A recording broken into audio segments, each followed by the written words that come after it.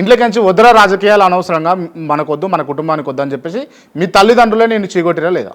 వాస్తవం అన్నది, వాస్తవం అది కదా, వాస్తవం. ఇక నువ్వు అంటే కానీ ఈ కాలంలో ఒక్క నిమిషం, ఇంట్లో సక్కబెట్టిన వాళ్ళు పోయి ఊరును ఉద్ధరిస్తామంటే నడవదు కదా. అయితే అన్న మీరు చెప్పిన పాయింట్కి నేను మళ్ళీ చెప్తున్నా. దానికి మీరు ఏమన్నారంటే ఇప్పుడు ఇంట్లో నుంచి మిమ్మల్ని బయటికి పంపించేసినారు, రాజకీయాలు వద్దని చెప్పారు, అది వాస్తవం.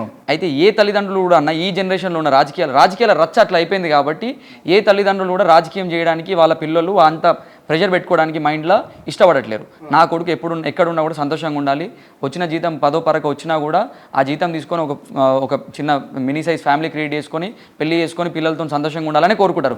కానీ ఇంత రసబసల పోయి ఈ రచ్చ చేయాలనేది ఏ తల్లిదండ్రులకు కూడా ఇష్టం ఉండదు. అందులో భాగంగానే మా తల్లిదండ్రులు కూడా అట్లనే ఉన్నారు. ఇప్పటికి కూడా వాళ్ళకి నేను రాజకీయం చేస్తున్నా అనేది వాళ్ళకి ఇష్టం లేదు.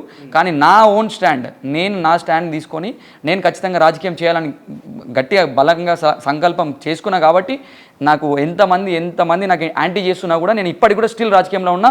ఇప్పుడే కాదు, ఇంకో లాంగ్ రన్లో కూడా రాజకీయమే చేస్తాను. రాజకీయమే చేస్తా.